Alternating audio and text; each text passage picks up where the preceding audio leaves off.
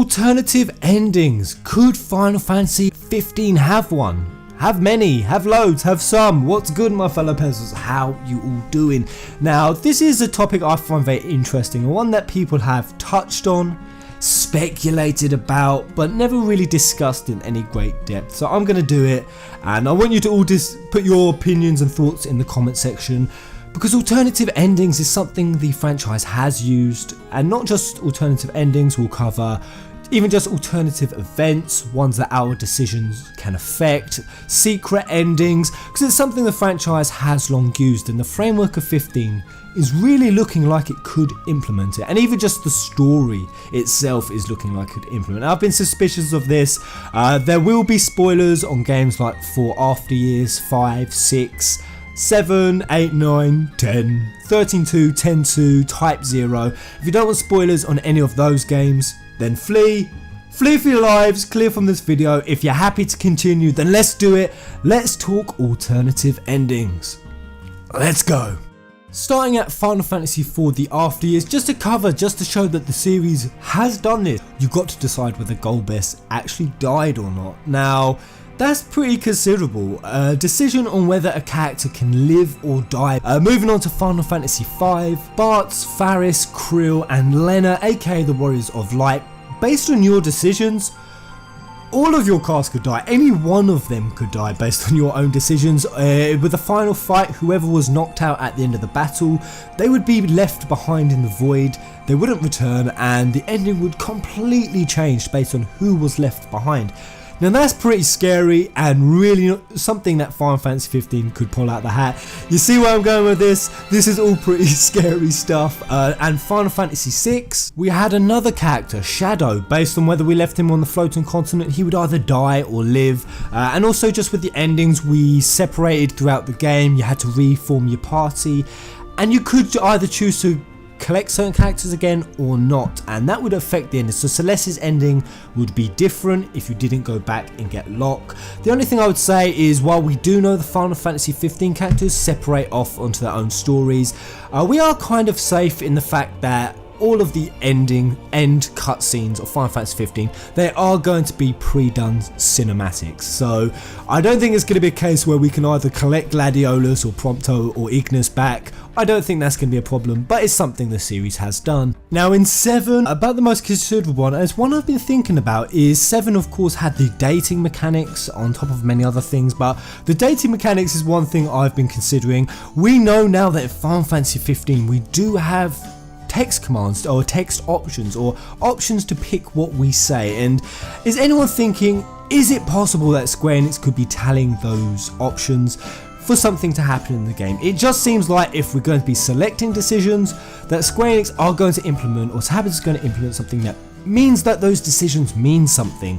And whether that could be some sort of secret dating mechanic, probably not, but it could be something there. Moving on to Dirge of Cerberus, that had the secret ending with Genesis coming back and collecting Weiss, and also we had the same thing with 13.2, a secret ending where we saw Caius again. So could 15 have a secret ending? It's possible.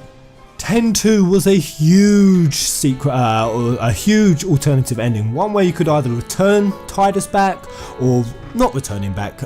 You could have the happy ending or the bittersweet sad ending. And while we're on this one, I'll just say people argue about this all the time, and this is why I personally really don't like alternative endings, and I wouldn't like Final Fantasy 15 to have them where a character either lives or dies, or even though it is very possible, because it just throws into debate what's canon.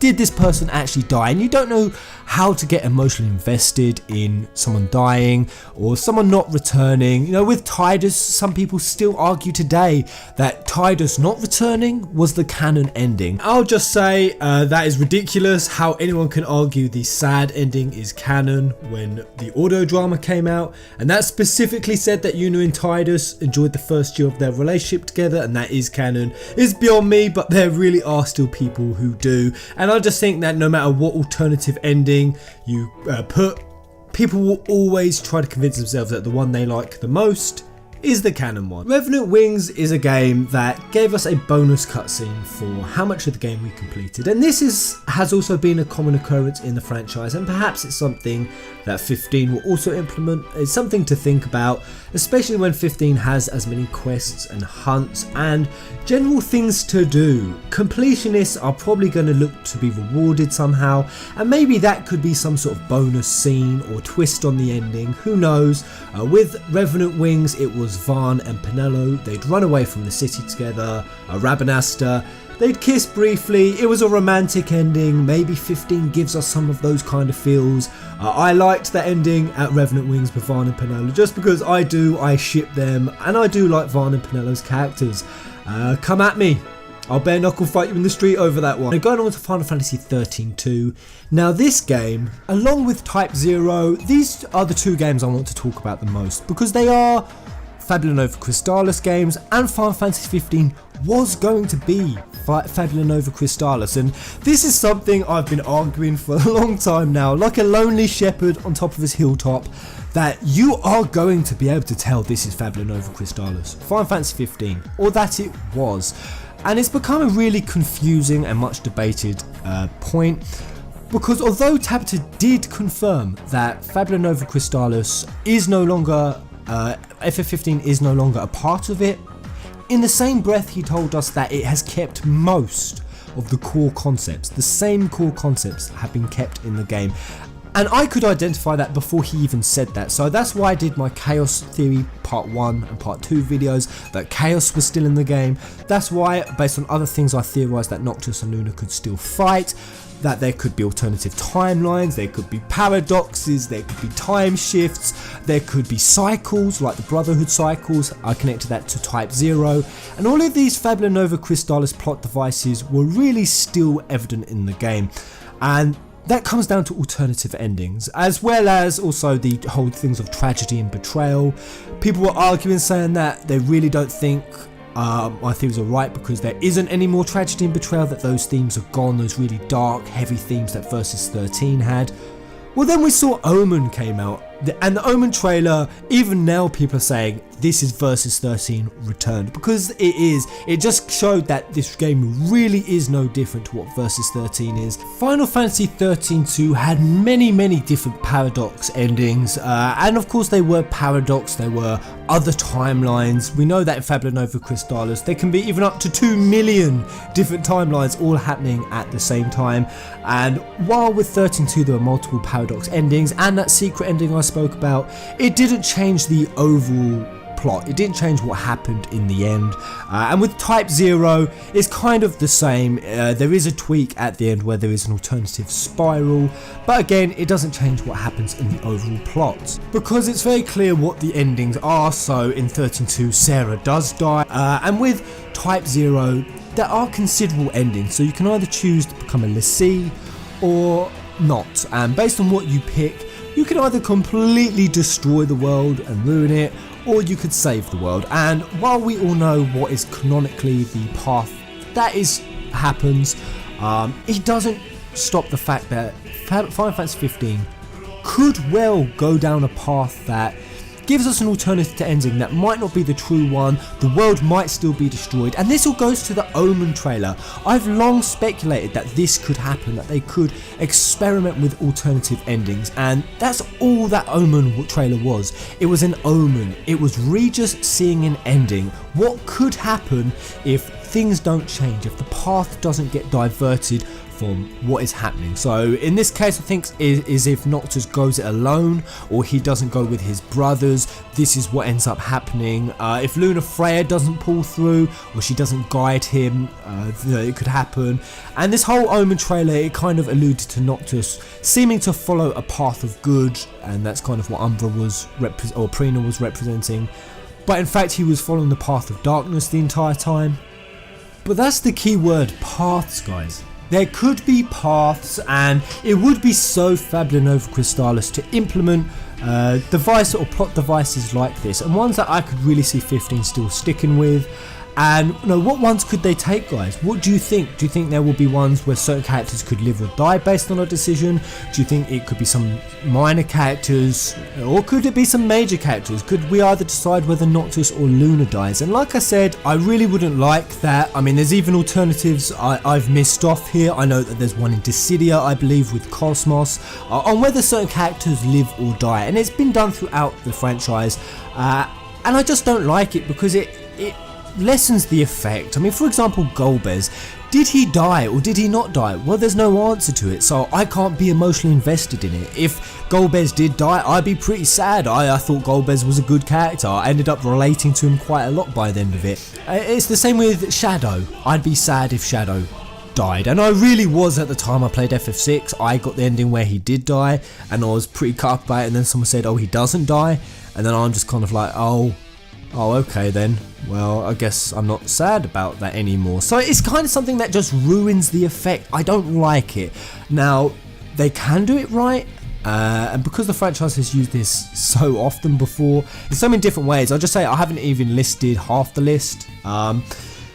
If they do it, as long as they make it clear which is the canonical ending, if they decide to take a happy offshoot route, fair enough, okay. I mean, they kind of did that with Type 0, so it was clear what the canonical ending is, but it was so dark and so tragic, and a Tabata game. This is the other key thing, it's a Tabata game. So giving an upbeat, happy ending to offset the sadness so we don't get crushed under the weight of our feels, that's something Tabata's done. And it's all to do with what Versus 13 was once going to be. Nomura said it was once upon a time so dark. Versus 13 was the dark side of the 13 saga. So dark, in fact, they didn't even think it would be suitable to be a mainline title. That's how dark this game was going to be. Now, and how heavy the themes it was going to tackle were going to be. And isn't it a coincidence that Nomura then steps off and they give it to none other than Tabata, who had not directed a mainline title before ever, but with the two small games he had done, Crisis Core Type 0, he had done dark. Tabata does dark. Behind his happy demeanour, he's like the happiest guy in the world, but behind that smile, there is an evil genius at mind. He is an evil plot writing genius. Tabata is Chaos Agent confirmed. So let me know what you think, guys. I can really see, if you factor in that this is a Tabata game and he has put that happy uplift ending in before, that they could do it again. And if you look at this being originally in the FNC, now all I'll say is I know that there are going to be a lot of people who are going to doubt that they could do an alternative ending, and I'll just say my personal opinion now. I kind of doubt that they will do an alternative ending that would compete or cast doubt over what the true ending will be. But I do think that if this game is even a fraction, a smidgeroony as dark as what I think it is, they could go with the happy uplift ending alternative. Perhaps they do that as a DLC. Luna doesn't die, Noctis doesn't die, whatever it may be. And they could take that route. I wouldn't like them to, but I do also will say I do believe that either Noctis or Luna will die in this game. I'm going to talk about that in another video. People have placed plot armor around these two characters. I've seen 1,000,001 excuses as to why Noctis can't die and why Luna Freya can't die. And all I'm going to say, guys, is every single point that people have thrown at me on that is invalid 100%, and I'm going to do a video, and this is just going to be a video that's going to put the fear of God into you, that one of our two main characters could die, or both. But that video is coming for another time. What do you think? I'll say it's going to be much harder for them to do an alternative ending than, say, with FF6, because they're going to be pre-rendered cutscenes, cinematics, very taxing and difficult ones to do at that, very time consuming. So with FF6, where you could just pluck in or pluck out characters, so you won't be able to do that with 15 as easily. But I think with both Noctis and Luna showing these two different paths, perhaps they could explore one of them. With the Omen trailer showing a different path, just with FNC in general having paradoxes, with it being a Tabata game, and with that text, it could be paradox endings, alternate events, someone dying. Are decisions affecting something? I don't know. What do you guys think? That's all on the table. That's what the franchise has done. Who can predict or foresee any of that happening? And let me know in the comment section below. Until the next video, my darling peasants. Kupo!